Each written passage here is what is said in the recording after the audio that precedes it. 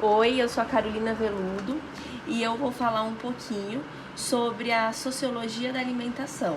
O meu grupo sou eu, a Adriana Lima e a Isabela Cortez. Nosso modelo de vídeo será uma entrevista falando sobre cada um dos tópicos que nós lemos no capítulo 1, que é o capítulo pedido, e sobre tudo que nós achamos interessante. Carolina, me fale um pouco sobre a internacionalização da alimentação. Então, a internacionalização da alimentação mostra que nunca na história, antes, o homem ele teve tanto acesso a uma diversidade tão grande de alimentos como atualmente.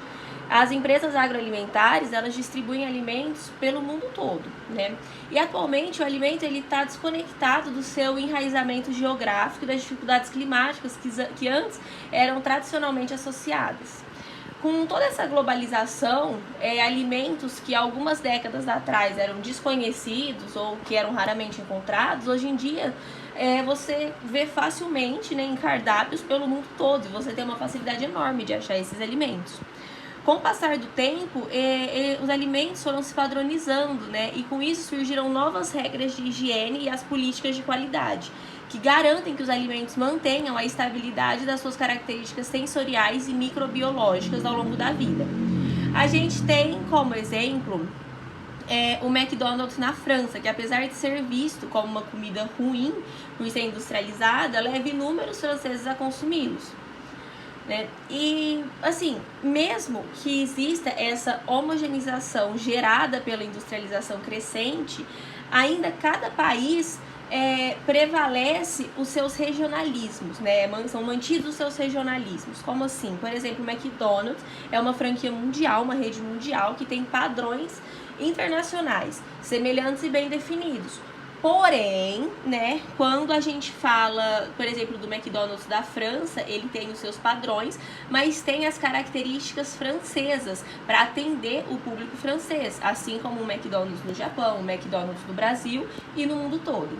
Certo. Agora, por favor, me explica um pouco de como as culturas alimentares são uma maneira de resistência identitária.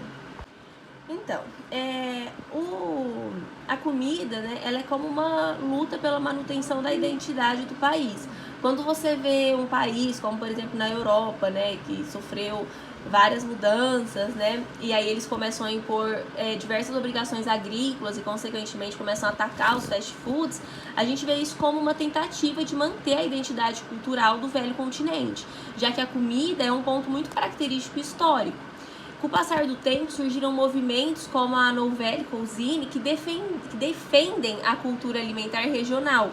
E com isso começou a se valorizar muito a qualidade e a simplicidade dos alimentos. Quando a alta gastronomia surgiu, ela também incorporou a simplicidade e a qualidade dos alimentos.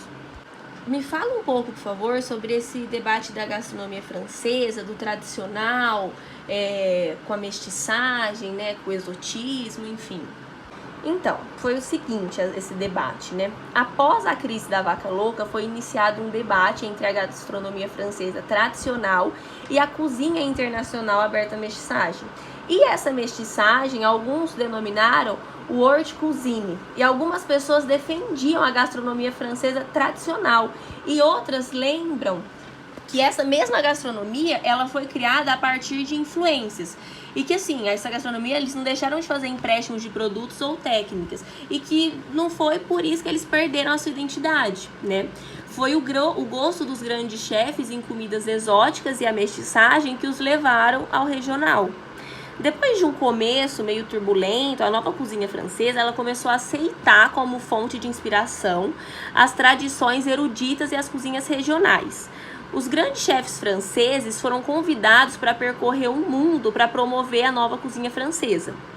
Atualmente, algo que diferencia os cozinheiros franceses atuais dos antigos é que os atuais eles não consideram as outras tradições culinárias como culturas, né? Como subculturas, desculpa. Eles conseguem vê-las como inspiração. E esses encontros de outras culturas alimentares começaram a permitir o surgimento de novas cozinhas, que inclusive valorizam chefes jovens, né? O que não era valorizado antigamente. Contudo, atualmente, a supervalorização das tradições existem e se opõem às angústias do desenvolvimento da industrialização alimentar e os riscos de perder as identidades locais. Certo. E por último, me fala um pouquinho sobre a mestiçagem, por favor. Então, a mestiçagem, né, é que a modernidade alimentar fez com que começassem a desaparecer, né, os cozinheiros artesãos e começaram a acentuar o gosto pelo consumo da indústria capitalista. O movimento de fetichização, ele padronizou um número limitado de pratos, né, no final do século XIX, início do século XX, e aí já foi começando a ver que restaurantes de luxo começaram a reduzir muitos registros de pratos clássicos, né, e esse movimento, ele vem de encontro à alimentação cotidiana de restaurantes empresariais, que vão até os McDonald's, que são os fast foods. E esse fato da regressão se dá também como se comporta a mesa, né? O comportamento da mesa, como adornos e talheres. Existe uma grande manipulação dos indivíduos pela indústria alimentícia, tornando a alimentação um mecanismo de mestiçagem, onde chegam novos produtos e técnicas culinárias e culturais. E com isso as diferenças começaram a se acentuar. A época contemporânea favoreceu trocas de produtos e técnicas. Um exemplo é um restaurante vietnamita na França, né? Com toda a decoração vietnamita, pratos típicos, mas todos com um toque francês, para poder, né, servir uma nova cultura, né? Então essa é a mestiçagem, né, de culturas, né, dos alimentos. A referência que nós usamos para fazer esse podcast foi o texto Sociologia da Alimentação, de Jean-Pierre Paulin. Nós usamos o capítulo 1. O capítulo 1, o nome dele é a mundialização e os movimentos da deslocalização e da relocalização da alimentação.